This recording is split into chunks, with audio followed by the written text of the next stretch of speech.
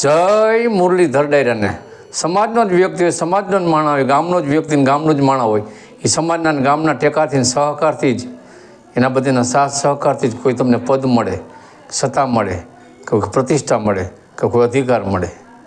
પછી આવું બધું આપણે મળી જાય ને પછી આ 4-5 વસ્તુનું અભિમાન ભેગું લાવે: સત્તા, સંપત્તિ, શક્તિ, રૂપ અને જ્ઞાન. આમાંથી સમાજના જ આપણે ટેકાથી કોઈ પદ મળ્યું હોય, કોઈ સત્તા મળી હોય, કોઈ અધિકાર મળ્યો હોય તો સમાજને જે તમે દુઃખ પડે ને તેને દુઃખમાંથી બહાર કાઢવાનો ઉપયોગ કરો ને તો સમાજને એમ થાય કે ના બરાબર. પછી તમે એને દાદ ન દો સમાજને તો સમાજમાં પાછી એવી તાકાત હોય કે તમને પદમાંથી હટાવવાની, સત્તામાંથી હટાવવાની, કે પ્રતિષ્ઠા તમારી હટાવવાની સમાજ પાસે તાકાત હોય. એનું નાનકડું એક તમને આજ દ્રષ્ટાંત આપું. એક જંગલમાં એક શિયાળ ભાઈ રહીએ. બીકનું માર્યું એકવાર ભાગ્યું, સિંહની બીક હોય કે કોઈ શિકારી વાહે પડ્યા હોય. ભાગતું એ જંગલ બહાર નીકળી ગયું અને મગજમાં માઇન્ડમાં જે બીક ખરી એમાં ઓલા હાડી રંગવાના રંગાળ હોય ને એ રંગાળામાં પડ્યું અને 4-5 કલરનું થઈ ગયું. 2-3 દી પછી એ રંગાળાનો કલર ફૂંકાણો ત્યાં જંગલમાં ગયું પાછું. એના સમાજના બધા હતા એના માણસોને મળ્યું પણ સમાજના માણસને કોઈ ઓળખતા નહોતા. આ વિચિત્ર પ્રકારનું થઈ ગયું. તો સમાજના માણસોને બધીને કીધું આને કે હું તમારા જણ હોઉં, તમારા સમાજમાં આવેલો હોઉં, આવી રીતે બીકનો માર્યો ભાગ્યો હતો અને રંગાડામાં પડી ગયો તો આ 4-5 કલરનો થઈ ગયો. તો સમાજના માણસ કે કામ થઈ ગયું. હવે આપણે કે આ જંગલના રાજા સામે ચૂંટણી લડવી, અમે તો બધા બીકના માર્યા કોઈ ફોર્મ ભરી શકતા નથી, અથવા કોઈ હિંમત કરીને ફોર્મ ભરે બીજાને બીવરાવે અને એનાથી ન બીએ તો કાંઈક આ રાજાને કાંઈક લાલચ આપે અથવા તો ધાક ધમકી આપે કે ખોટું આ બધી કરણગત કરે. એના હિસાબે પછી ફોર્મ પાછું ખેંચી લે.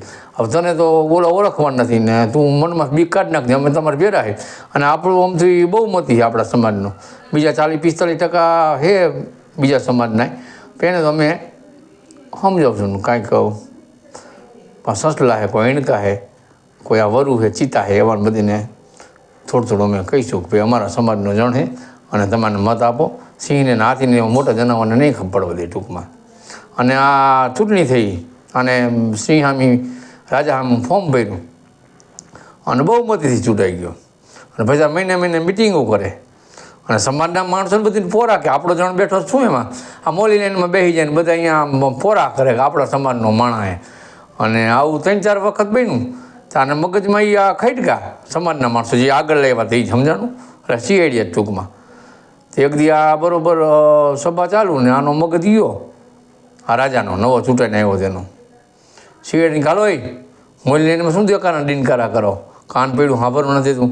વાંહે જો સિંહ બેઠા છે, હાથી બેઠા છે, વાઘ બેઠા છે, વરુ બેઠા છે, મોટા પ્રાણીઓ હોય. તમે મોલી લાઈનમાં આવીને ગરી ગયા હો, શિયાળા ગરદણી થઈ ગયા હો કે ભાઈ જાઓ વાંહની લાઈનમાં કહીએ. સમાજના બધા માણસો કે આ મારો વાલીડો, આપણે આને અહીંયા લઈએ અહીંયા ચૂંટાવ્યો છે, આને આપણે રાજા બનાવ્યો છે, સત્તા આપી છે અને આપણે જ મીંડો ગગલાવા. પણ કાંઈ વાંધો નહીં દીકરા મારા એ કે સમાજ પાસે તાકાત હોય પાછી તમારી પાસે સત્તા ખેંચવાની.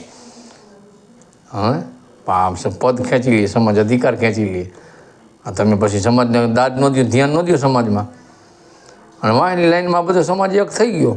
દીકરા મારાને પછાડવો, વાંથી લારી કરી શિયાળે એવો બધે. પણ શિયાળા પાસે એવું એક એની ઓલી મનોવૃત્તિ હોય કે આવી એની લાગણી હોય જે આપણે કહી દે. એક શિયાળું લારી કરે બધા શિયાળાને કરવી પડે. તો ઓલે વાંની લાઈનમાં લારી કરી બધી, આ જણથી રહેવાનું નહીં. ઘડી તો કંટ્રોલ કર્યું પણ થાય જ નહીં કંટ્રોલ, ક્યાં જ થાય.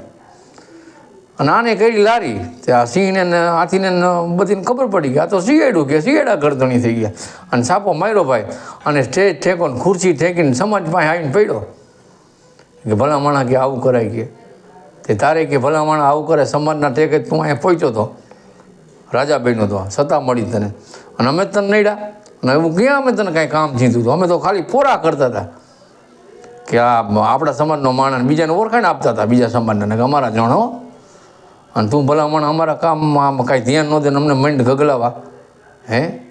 જય મુરલીધર ડાયરાને સમજાય ને વંદન, ન સમજાય ને અભિનંદન. મારા વિડીયા જો તમને ગમતા હોય અને બીજા આવા વિડીયા સાંભળવા હોય તો મારી ફેસબુક આઈડી અમુ વાહિર 965ને ફોલો કરો, લાઇક કરો, શેર કરો, સબસ્ક્રાઈબ કરો. ઇન્સ્ટાગ્રામ પર 965 અમુ વાહિર.